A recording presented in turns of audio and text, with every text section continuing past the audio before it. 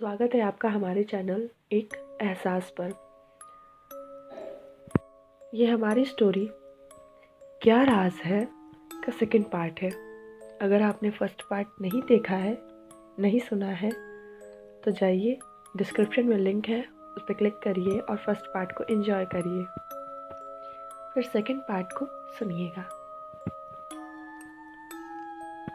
अभिषेक अमन से अपने सपने की सारी बातें कहता है कि जैसा तुमने कहा था वैसा ही उसने मुझसे कहा उसके पीछे आने को, और मैं उसके पीछे पीछे जाने लगा।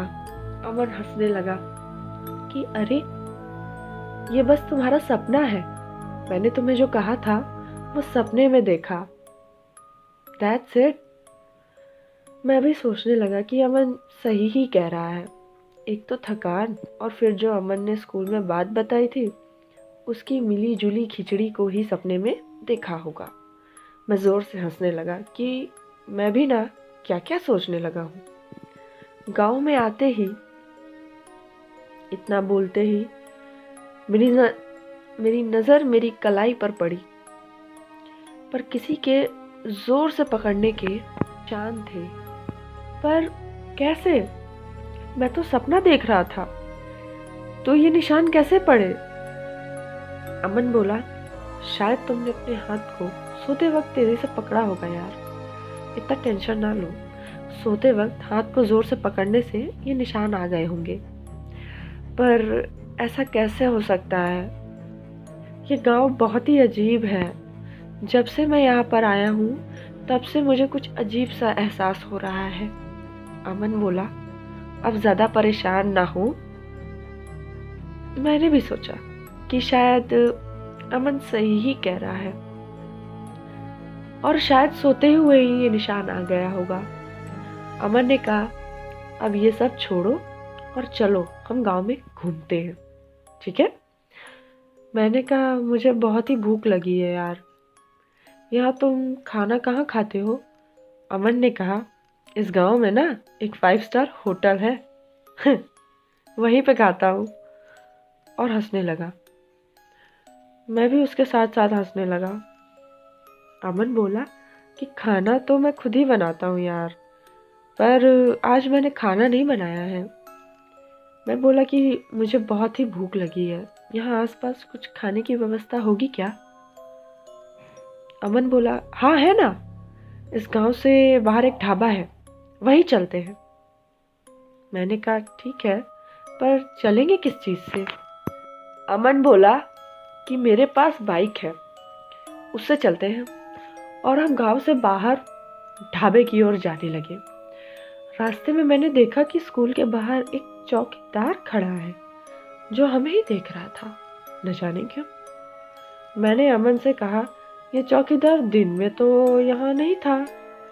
अमन ने कहा कि ये सिर्फ रात में यहाँ आता है, दिन में क्यों नहीं आता ये तो मुझे भी नहीं पता।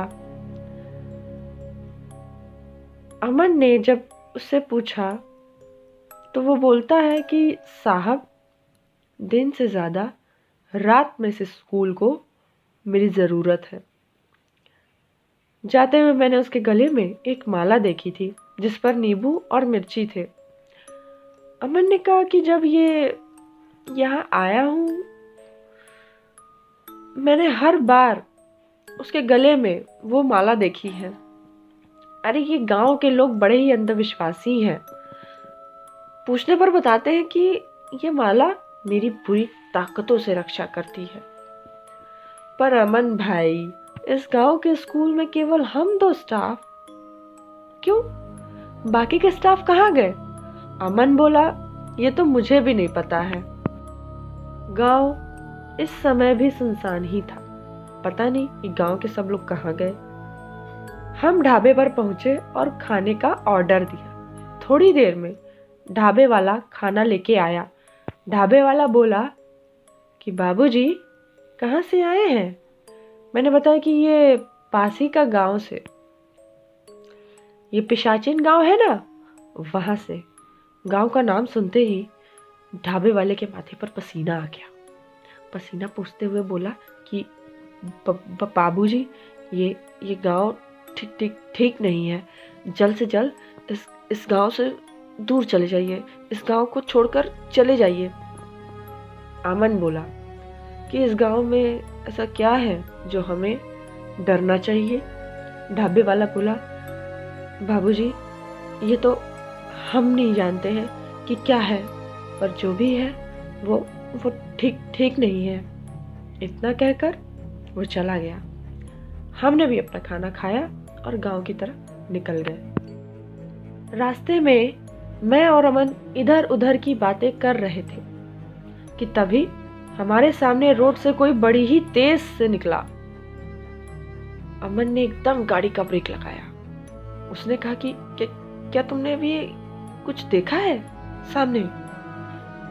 मैंने कहा कि शायद कोई जानवर होगा, तुम टेंशन ना लो।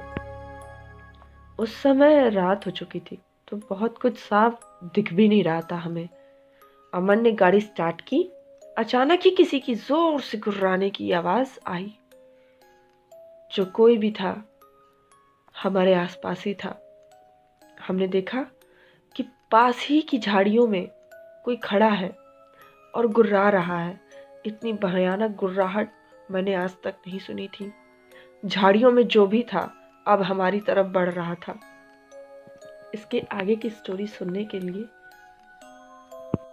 इस वीडियो को लाइक करिए, चैनल को सब्सक्राइब करिए और शेयर भी करिए। मिलते हैं इसके थर्ड पार्ट में।